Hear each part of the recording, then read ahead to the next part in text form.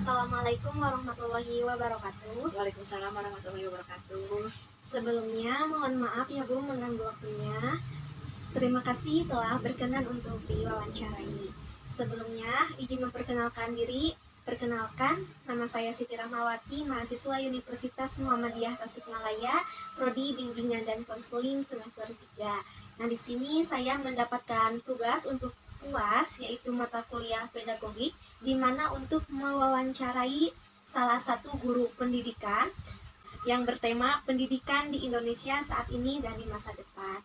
Nah, boleh Ibu untuk memperkenalkan diri terlebih dahulu. Oke, terima kasih.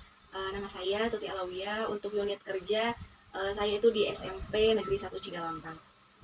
Baik, untuk mengefektifkan waktu, langsung saja ya Bu ke pertanyaan. Yang pertama yaitu bagaimana pendidikan di Indonesia saat ini untuk mengakomodasi kebutuhan dan potensi siswa generasi Gen Z dan Alpha. Oke, baik, terima kasih. Berbicara tentang Gen Z dan Gen Alpha itu sebagai generasi yang lahir dan besar di era digital ya.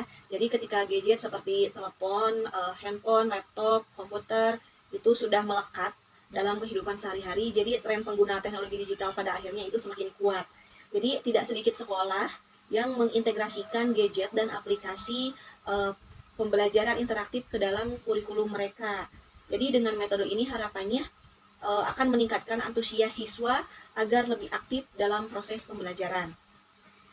Yang kedua yaitu apa tantangan terbesar yang dihadapi pendidikan Indonesia saat ini? Untuk tantangan terbesar itu sebenarnya yang pertama itu dalam kualitas pengajaran guru tersebut ya. Jadi banyak sekali guru yang masih belum memenuhi standar kompetensi itu, seperti contohnya tidak linear dalam mengajar. Jadi masih banyak guru yang sekarang mereka bidang studinya IPS misalkan, tetapi mereka malah mengajar matematika. Jadi itu menurut saya pembelajaran bakalan kurang efektif ya. Kemudian kurangnya fasilitas itu seperti perpustakaan, laboratorium, dan ruang kelas yang kurang memadai. Dan kemudian yang ketiga itu ada kurangnya inovasi dalam pembelajaran. Jadi inovasi itu perubahan-perubahan. Sedangkan anak itu biasanya cepat bosan. Jadi kita harus sebagai pendidik, sebagai guru, kita harus banyak-banyak inovasi baru untuk meningkatkan semangat belajar siswa. Kemudian minimnya sumber daya manusia yang berkualitas itu juga menjadi beberapa tantangan. Baik Bu, untuk selanjutnya bagaimana pandemi COVID-19 mengubah kondisi pendidikan di Indonesia saat ini serta apa dampaknya untuk pendidikan di masa depan?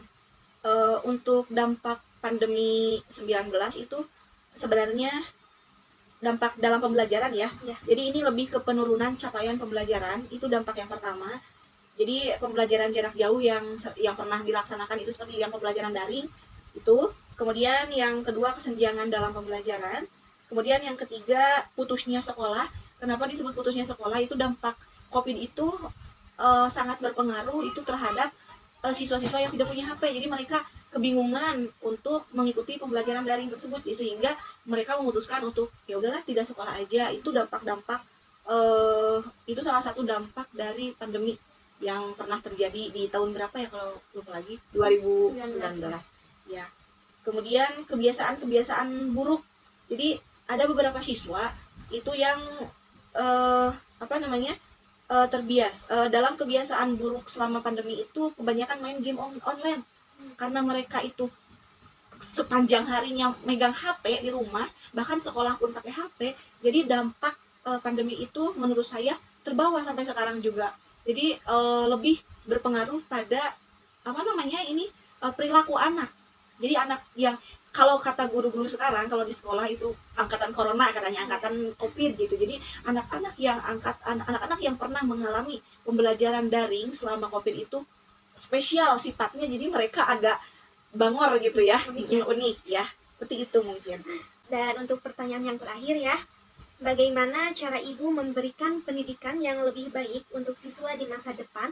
Apalagi untuk tahun 2025 ya Bu, sudah memasuki generasi baru yaitu Gen Beta. Nah, bagaimana? Oke.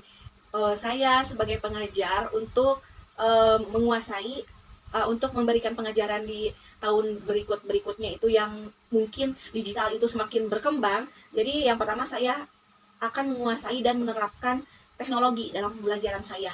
Itu. Jadi yang pertama ada literasi digital. Jadi maksudnya guru itu harus melek teknologi dan mampu memanfaatkan berbagai perangkat dan aplikasi digital untuk mendukung pembelajaran. Kemudian yang kedua, konten digital interaktif. Jadi guru dapat mengembangkan dan memanfaatkan konten seperti video pembelajaran, kemudian game edukasi, simulasi. Sekarang kan banyak game-game yang sebenarnya game tetapi itu isinya tentang pembelajaran, jadi anak tidak akan bosan. Kemungkinan seperti itu. Kemudian yang terakhir itu personalisasi pembelajaran dengan teknologi, balik lagi ke teknologi. Jadi guru dapat menggunakan beberapa platform atau aplikasi untuk menunjang pembelajaran yang akan datang. Seperti itu. Ya. Mungkin Bu, untuk wawancara dan pertanyaannya sudah disampaikan semuanya. Terima kasih sebelumnya telah menjawab pertanyaan dari saya. Saya juga sangat puas ya dengan jawaban yang telah Ibu paparkan tadi. Cukup luar biasa ya Bu. Semoga wawancara ini ada manfaatnya ya Bu, khususnya untuk diri saya sendiri. Amin. Terima kasih ya Bu. Wassalamualaikum warahmatullahi wabarakatuh. Waalaikumsalam warahmatullahi wabarakatuh. Audio Jungle.